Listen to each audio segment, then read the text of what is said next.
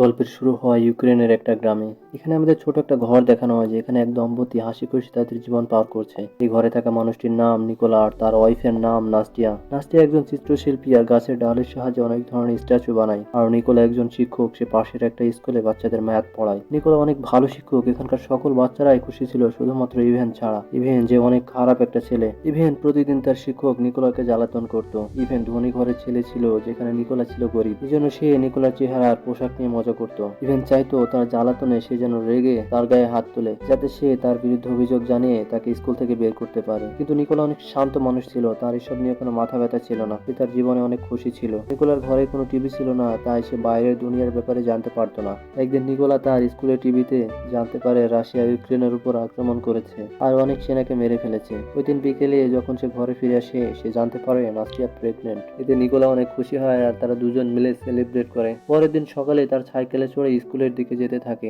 মাঝ রাস্তায় দুজন সেনাকে দাঁড়িয়ে থাকতে দেখে, যাদের পোশাক ইউক্রেন সেনাদের মতো ছিল না। এতে তার একটু সন্দেহ হয়, কিন্তু সে ভাবে হয়তো সরকার সেনাদের পোশাক পাল্টে ফেলেছে। এজন্য সে আর কিছু না ভেবে দ্রুত স্কুলে এসে পৌঁছায়। ভিতরে প্রবেশ করে সে দেখে পুরো স্কুল খালি, একজন বাচ্চাও স্কুলে আসেনি। তখন সে টিভিতে নিউজ দেখে, যেখানে বলা হচ্ছিল রাশিয়ার সেনারা ইউক্রেনে প্রবেশ করেছে। এখন সে বুঝতে পারে যে সেনাদের দেখেছিল তারা আসলে রাশিয়ার সেনা ছিল। এতে নিকোলা আর তার ওয়াইফের চিন্তা হতে থাকে, কেননা সে ঘরে একা ছিল। সে দ্রুত বাসার দিকে যেতে থাকে, কিন্তু এখন অনেক দেরি হয়ে গেছিল। সে দেখতে পায় ওই দুজন রাশিয়ান সেনা তার ওয়াইফ নাস্টিয়াকে অনেক বাজে ভাবে মারছে। নিকোলা তাকে বাঁচাতে গেলে তাকেও অনেক মারে। নিকোলা তাদের অনুরোধ করে বলে, দয়া করে আমার ওয়াইফকে মেরো না, কেননা সে প্রেগনেন্ট। কিন্তু তারা কোনো কথা শুনে না, তাদের মারতে থাকে। এর কিছুক্ষণ পর একজন সেনা নিকোলার ঘরে তল্লাশি নেয়, কিন্তু সেখানে কোনো কাজের জিনিস না পাওয়ায় সে রেগে যায় আর তাদের ঘরে আগুন লাগিয়ে দেয় আর সেখান থেকে যেতে থাকে। নিজেদের সাজানো গোছানো ঘর জ্বলতে দেখে নাস্টিয়া অনেক রেগে যায় আর একটা পাথর উঠিয়ে রাশিয়ার সেনাদের মারতে যায়। এটা দেখে একজন সেনা তার উপর গুলি চালিয়ে দেয় আর নাস্টিয়া সেখানেই মারা যায়। এখানে নিকোলা নাস্টিয়াকে জড়িয়ে অঝরে কাঁদতে থাকে। এর কয়েক ঘন্টা পর দুজন ইউক্রেনের সেনা তাদের কাছে আসে আর নাস্টিয়াকে মৃত দেখে। এতে তারা অনেক কষ্ট পায় আর নিকোলাকে সান্ত্বনা দেয়। এরপর ওই দুজন সেনা নিকোলার ওয়াইফের জন্য কবর খুঁড়ে তার ওয়াইফকে সেখানে রেখে দিতে বলে। নাস্টিয়ার মারা যাওয়াতে নিকোলা একেবারে ভেঙে পড়ে। ওই রাশিয়ান সেনারা শুধু তার ওয়াইফকেই মারেনি, তার আগত সন্তানকেও মেরেছিল। এজন্য এখন সে বদলান দিতে চাইছিল, যে কোনো মূল্যে ওই রাশিয়ান সেনাকে সে মারতে চাইছিল যে তার ওয়াইফকে মেরেছিল।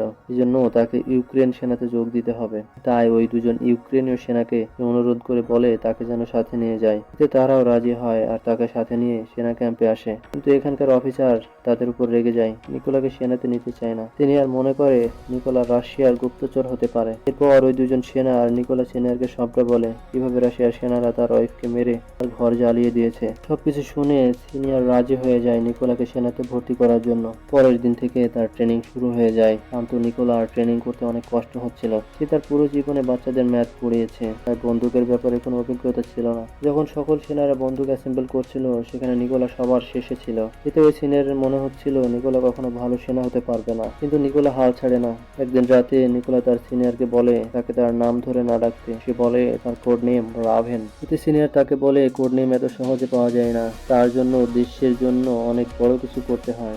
নিকোলা আরো জেদি হয়ে ওঠে। রাতে যখন সকল সেনারা ঘুমোতে যায়, তখনও নিকোলা তার ট্রেনিং চালিয়ে যায়। একদিন সিনিয়র বলে, আমাদের কাছে স্নাইপারের কমতি আছে, এই সংখ্যাটা বাড়াতে হবে। তোমাদের মধ্যে কে কে এই ট্রেনিং করতে চাও? এতে কিছু লোক দাঁড়ায়, যার মধ্যে নিকোলাও ছিল।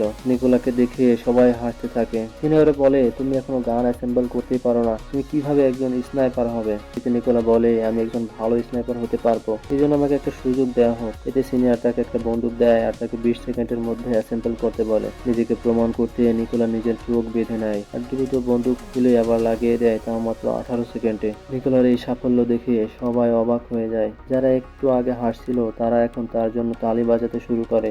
সিনিয়র অনেক খুশি হয় আর তাকে স্নাইপার ট্রেনিং এ নিয়ে নেয়। ট্রেনিং এর সময় সবাইকে যখন নতুন বন্দুক দেওয়া হচ্ছিল, তখন নিকোলাকে একটা পুরনো বন্দুক দেওয়া হয়। এতে সে যখন নতুন বন্দুক চায়, তখন এখানকার অফিসার তাকে বলে, নতুন বন্দুক পেতে চাইলে নিজেকে প্রমাণ করতে হবে। সিনিয়র তাদের সবাইকে বলে, একজন স্নাইপারের সামনে যত বিপদই আসুক না কেন কখনো তার জায়গা থেকে 1 ইঞ্চিও সরে না, তার নিশানা তার টার্গেটের উপর রাখে। এই ট্রেনিং এর জন্য সবার পাশে গুলি চালানো হয়, এতে কেউ যদি তার জায়গা থেকে সরে তাহলে সে বাদ পড়ে যাবে। এখানে অনেকে বাদ পড়ে যায়, কিন্তু নিকোলা তার জায়গা থেকে একটুও সরে না, সে পাস করে যায়। পরের ট্রেনিং এ একজন স্নাইপারকে তার টার্গেট একবার দেখানো হয়, তারপর তার সামনে একটা বোর্ড রেখে দেওয়া হয় আর তাদের শুট করতে বলা হয়। এতে অনেকে পাস করে যায়, কিন্তু নিকোলা টার্গেট হিট করতে পারে না, কেননা তার কাছে একটা পুরনো বন্দুক ছিল। পরের ট্রেনিং অনেক মুশকিল ছিল, কেননা একটা ফ্লায়ার গানসের আলোয় তাদের টার্গেট হিট করতে হতো। সিনিয়র ফ্লায়ার গান চালায় আর সেই আলোতে সবাই শুট করে, কিন্তু একজনও হিট করতে পারে না। সবাই গুলি চালালেও এখানে নিকোলা গুলি চালায় না, সে ফ্লেয়ার গানসের আলোয়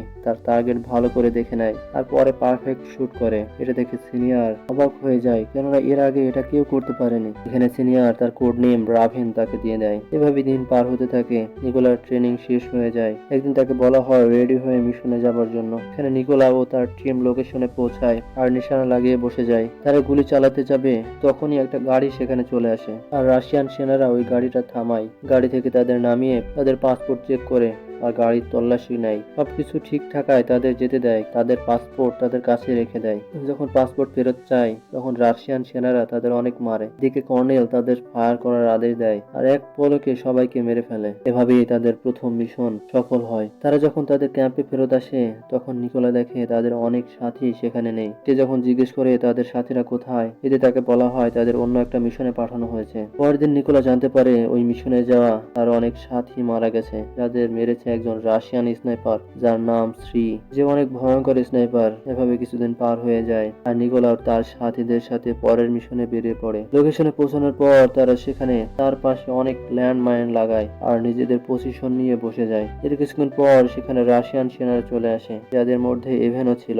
ইভেন সেই ছেলে যে নিকোলাকে জ্বালাতন করত, এখন সে রাশিয়ান আর্মিতে যোগ দিয়েছে। এখানে কর্নেল শুট করতে বলে, কিন্তু নিকোলা শুট করে না, কেননা সে তার ছাত্রকে মারতে চাইছিল না। এরপর নিজেকে সামলে কোন রকমে ল্যান্ড মাইনে শুট করে, যাতে সেখানে অনেকগুলি বিস্ফোরণ হয় আর ইভেন সহ রাশিয়ার সকল সেনারা মারা যায়। এরপর কর্নেল রেগে নিকোলাকে বলে, আমি যখন শুট করতে বলেছি তখন তুমি কেন শুট করনি? নিকোলা বলে, তাদের মধ্যে একজন আমার ছাত্র ছিল, আমি তাকে মারতে চাইনি। মিশন শেষ করে তারা সবাই ক্যাম্পে ফিরে আসে। পরের দিন সকালে সবাই পরের মিশনের জন্য বেরিয়ে পড়ে। এই মিশনটা অনেক গুরুত্বপূর্ণ ছিল, তারা জানতে পেরেছিল যে রাশিয়ান অনেক সেনা এই রাস্তা দিয়ে যাবে। কর্নেল আর নিকোলা তাদের লোকেশনে যায় আর নিজেদের পজিশন নিয়ে বসে যায়। এর কিছুক্ষণ পর দুজন রাশিয়ান সেনাকে দেখা যায়, যারা তাদের সাথীদের জন্য অপেক্ষা করছে। এখানে নিকোলা দেখে তাদের মধ্যে একজন সেনা সে যে তার ওয়াইফকে মেরেছিল। নিকোলা গুলি চালানোর অনুমতি চায়, কিন্তু কর্নেল না করে দেয়। এতে নিকোলা অনেক রেগে যায়, কেননা সে আর্মিতে এসেছে শুধুমাত্র তার ওয়াইফের বদলা নেওয়ার জন্য।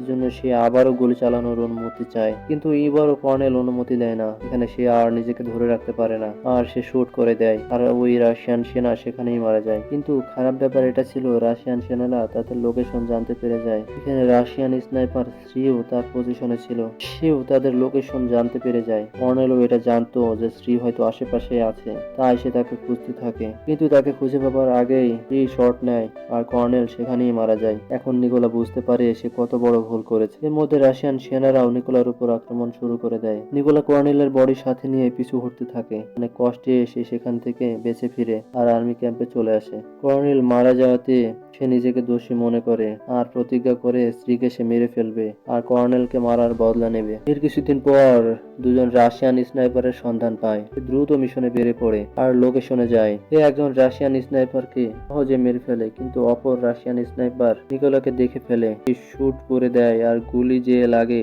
নিকোলার কাঁধে। গুলি লাগার পরও সে ওই রাশিয়ান স্নাইপারকে মেরে ফেলে। আহত অবস্থায় সে একটা সিক্রেট মিলিটারি ক্যাম্পে এসে রেস্ট নেয়। এর মধ্যে আর্মি মেজর তাকে কল করে বলে শ্রীকে খুঁজে পাওয়া গেছে। পর নিকোলা নিজের ক্যাম্পে ফেরত আসে। মেজর এখানে বলে শ্রী রাশিয়ার সবচাইতে ভালো স্নাইপার, এখন পর্যন্ত ইউক্রেনের 9 জন স্নাইপারকে মেরেছে। এখানে মেজর আরো বলে শ্রী এমন একজন স্নাইপার যে সাধারণত তার পজিশন পাল্টায় না, এভাবে সে তার শত্রুদের মারে। এখানে তারা প্ল্যান করে লোকেশনে তারা দুটি দলে ভাগ হয়ে যাবে, এক দল সামনে থেকে আক্রমণ করবে আর অপর দল পিছন থেকে। এর মধ্যে নিকোলা বিল্ডিং এর মধ্যে প্রবেশ করবে আর শ্রীকে মেরে ফেলবে। এরপর সবাই মিশন লোকেশনে বেরিয়ে পড়ে আর লোকেশনে এসে নিজের নিজের পজিশন নিয়ে নেয়। অন্যদিকে নিকোলা লুকিয়ে বিল্ডিং এ প্রবেশ করে। সে দেখে দুজন রাশিয়ান সেনা নিজেদের মধ্যে কথা বলায় ব্যস্ত। সে ওই দুজন রাশিয়ান সেনাকে মেরে ফেলে আর প্ল্যান অনুযায়ী তার সাথীদের সিগন্যাল পাঠায়। এতে তারা সবাই একসাথে শুট করে রাশিয়ান অনেক সেনাকে মেরে ফেলে। এদিকে শ্রী তার অন্য সাথীদের সাথে যোগাযোগ না করতে পেরে ওই বিল্ডিং এর ছাদে চলে যায়, যেখানে একজন রাশিয়ান স্নাইপার তার পজিশনে ছিল। শ্রী যে দেখে